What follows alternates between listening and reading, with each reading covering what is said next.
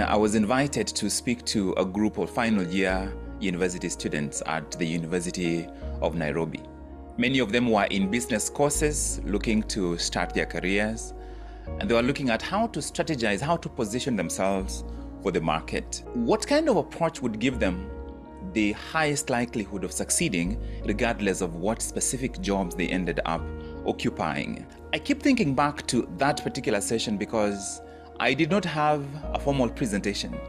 I just sat down and had a conversation with these about 15 students. At some point, it became a little bit controversial because what I was sharing was not necessarily welcome to some of them. And I want to just highlight what the gist of that conversation was. 2 months ago, I traveled home to visit my parents. And during my journey, I had several stops along the way. I stayed in a couple of hotels. And why do I mention hotels? So that I can use that example of the hotels. If you look at the hierarchy of the hotel, for example, a locally owned hotel, there is the owner, and then there is the chief executive or manager or director, whoever is positioned to be in charge of everyone else.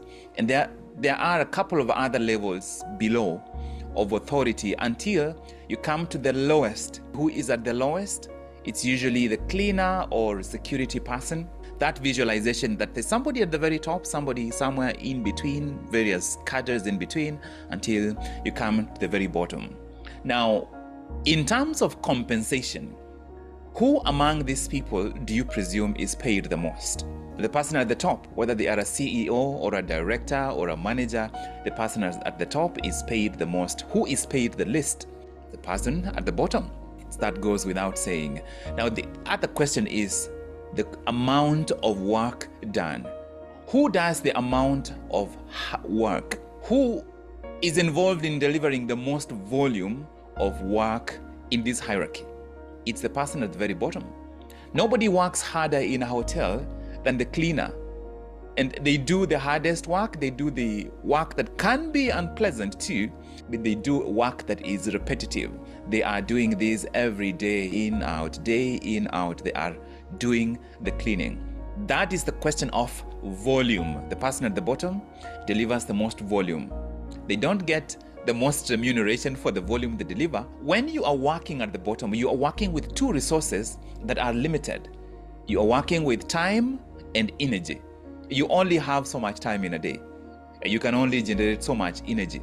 The level of value you can create with just time and energy is limited.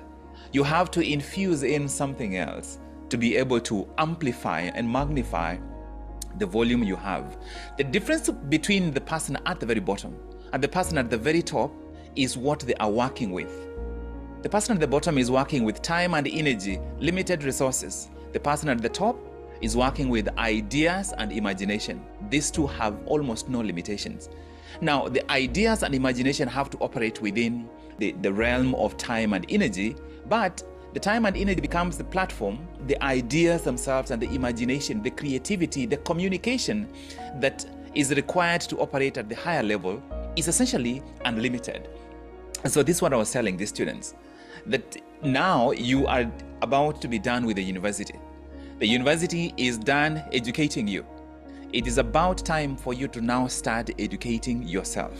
You are not done studying, done learning. You have essentially been given the tools. In fact, when you graduate, they will tell you that you have been given the powers to read. In other words, you've been given the skills necessary for you to go into any industry and learn. And your goal is to make sure that you go beyond focusing on just time and energy. If you focus on time and energy, you can clean a hotel for 20 years. You will remain a cleaner. Your earnings will never change much. But if you intentionally learn to embrace new ideas, communicate ideas with greater imagination, with greater influence, being able to connect with more people, that opens doors that can raise you to levels that you can't even imagine today. What does it take? Openness to learn, openness to explore. I believe that lots of what we spend time learning in school is meant well, but does not prepare us for what real life entails. There are some careers where it's so easy. For example, if you're in medicine, what you learn in medicine is exactly what you are going to do. You learn to treat patients, you come out, you come and start treating patients. But that's not true in most other fields. For example, I cannot believe today why computer studies is not a compulsory subject in every school across the world, and yet in some countries like Kenya, Swahili is compulsory. And yet, if you are going to need one of these wherever you go, it's going to be computer studies. It's important, be exposed to Swahili, learn it as a tool, especially because it's a beautiful language, it's a language that is unique. But if I am denying you career progression because you did not get a B+ in Kiswahili, and I didn't give you the opportunity to study computer studies, which you are going to need as a foundation for you to be more effective in this modern economy, that is a disservice. So the challenge, I believe, is for us to disabuse ourselves of the notion that what we learn in school, what we get trained in school, whatever course you take, that's what you need to carry with you. What I learn in school, what you learn in school, is the foundation on which you will build, and you can build whatever you want. Being able to expand your perspective so that it goes beyond the limits of time and energy, because those are limited resources, and stretch beyond and higher, and begin to find ways to work with greater, newer, innovative, more powerful ideas. Begin to work fresh with fresh imagination that creates things that don't even already exist right now. And in addition to that, learning intentionally how to communicate this in a way that you can find customers, or it can be accepted by whoever needs to accept it, or whoever you need to influence, whoever you need to communicate and connect with. I remember a particular student who was very heated and saying, why can't the hotel system pay the cleaners better? It's not the hotel. The value chain is available to everyone. You can choose what level of value you are going to deliver. You can be at the level of implementation. In other words, you are doing repetitive tasks, same day, same thing, right, day in, day out. At the lowest level, we call it the implementation level. Or you can do it well, but you begin to learn unification or management or organization principles, so that then you develop the capacity to operate as a manager. And that puts you in a position where you can organize other people, coordinate other people to deliver more value than you can deliver on your own. If you become a manager, you coordinate the people who are doing the actual implementation. You become a manager and you're managing 10 cleaners. You deliver more volume of work, but you're operating from a higher value. You are able to coordinate them to do the work, but you get compensated as a leverage of what they are doing. But you can rise higher from management and coordination and unification to communication. Now, when it comes to communication, you are able to perceive what is going up, what's going on at higher levels, what's going on in the wider environment, the wider economy, the wider political system or economic system or educational system, and you're able to communicate it. This might be maybe you have a book, or you have a course, or you write a journal, or you write a daily article or weekly article, or you create white papers. Being able to distill new thinking, new thoughts, new ideas, new perspectives, and communicate them in such a way that they bring value to other people. That elevates you beyond the level of just management to communication. But the highest level is the level of imagination. Creating what doesn't even exist right now. Seeing opportunities where other people see limitations. Being able to bring to reality something that did not exist before. Because if you think about it, we now have smartphones, but smartphones are a new thing, but they don't contain new material. Everything that is in this smartphone was on Earth for over 100,000 years, since the Earth was created, let's say. Everything in here. What did it take? Somebody had to imagine it. Somebody had to perceive it and bring it into reality, let's say out of thin air. And that is the power of imagination. Being able to bring things into reality. Maybe it's possible for me to imagine a new version of myself, and I won't need external material to build it. Everything I need to create that next level is in here.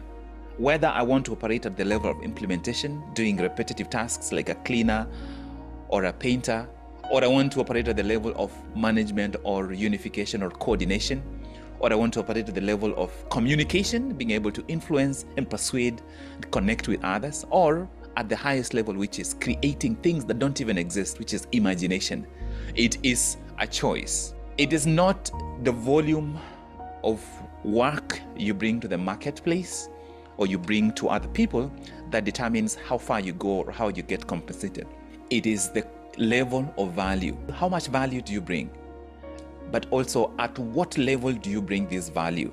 A cleaner who brings more value is a cleaner who cleans with so thoroughly, but they are also pleasant and they know how to be decent. They bring more value, even if it's at the level of just implementing the same repetitive tasks.